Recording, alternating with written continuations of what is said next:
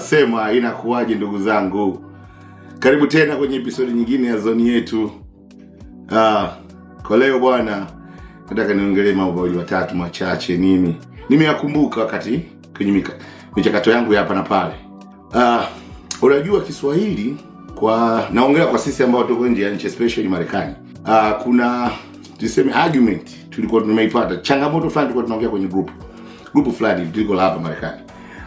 Tukawa tunaongelea bwana, kuna mtu akatoa idea bwana, kwa nini watoto wetu hatuwaongeleshi labda waelewe Kiswahili, waongee fluently. Wanaelewa Kiswahili, sio wengi ambao watoto wao wanaweza kuongea Kiswahili. Mimi nawajua afikia obviously, ila najua kabisa ni changamoto sana kuwafundisha watoto especially walikuwa wamezaliwa nje ya nchi hapa kama hapa Marekani.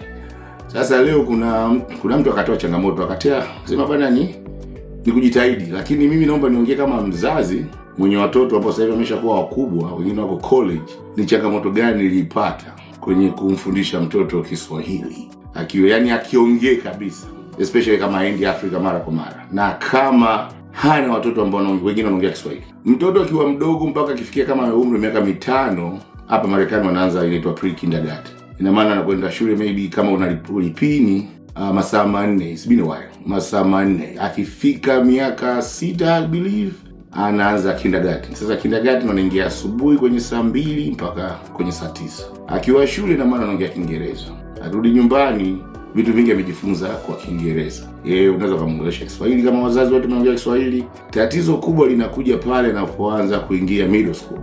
Middle school nadhani miaka 8, 9, 10. I don't know. It's been a while. Sasa pale mtoto anaingia shule tuseme saa 1.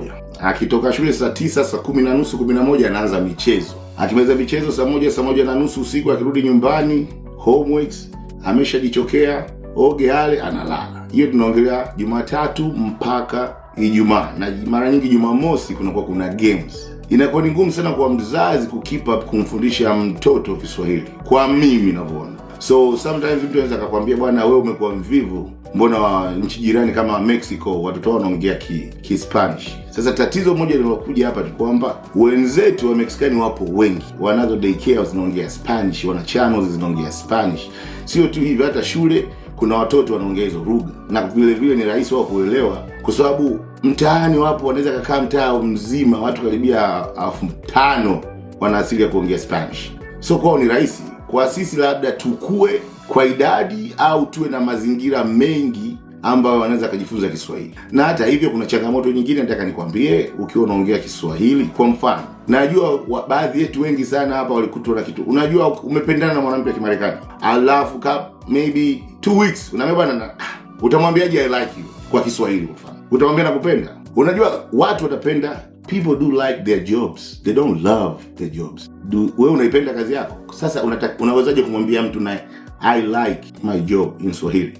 Au mwanamke ambaye umekutana naye kazini, labda amekusaidia kitu, unataka kumwambia bwana I really like you for helping me. Pale inaanza kuanza changamoto, na maneno mengi ya Kiswahili yana utata kwa Kiingereza sana. Kwa mfano, kuna siku mtoto wangu waliniuliza, baba, hivi neno catfishing lina maana gani kwa Kiswahili? Uvuaji wa paka. Kwa hiyo unajikuta ni mara nyingi ni rahisi niongee Kiingereza atanielewa in details kuliko nianze kufafanua kwa Kiswahili. Sijui hapo tunaelewana, lakini kwa mfano nimeshapata changamoto hii tena na shule. Na wengi wenu nilishawaambia.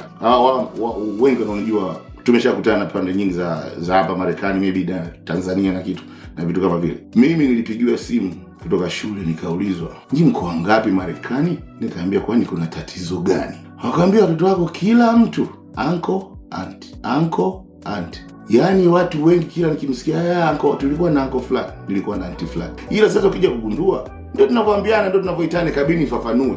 Wakaniambia, "Unajua hiyo inaweza ikaja kutuleta matatizo mbeleni. Inabidi tu uambie majina na umfafanulie, kwa sababu wakija hapa shule wakiongea hivi vitu, sisi tunamaanisha nyinyi ni ndugu.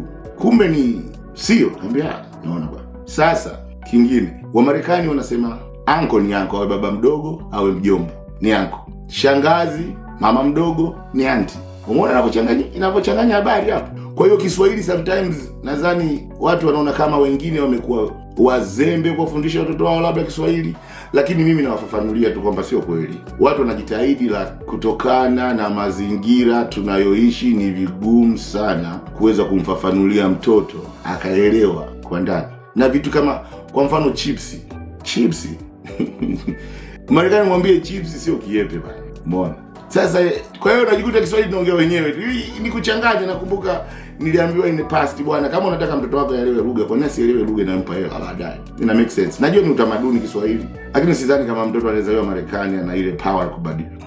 Ni ngumu. Kwa hiyo nikaona mimi watoto wangu, kama mnataka kujifunza lugha, jifunzeni lugha za Spanish, French, tengeneze pesa, kwa sababu napenda ujue utamaduni wangu, lakini at the same time na wao waweke maamuzi yao. Kama unataka kusukuma utamaduni wa Muafrika 100%, lakini kama unajionea kwamba ni vigumu, nitajitahidi kufafanua, lakini kwa Kiswahili. Hizi ngoma, muziki sawa, lakini kwa kufundisha Kiswahili ni kuumiza. Hilo ni mimi nilionalo kwa leo, lakini kama wewe una any comments na nini, dondosha, and remember, show me some love man.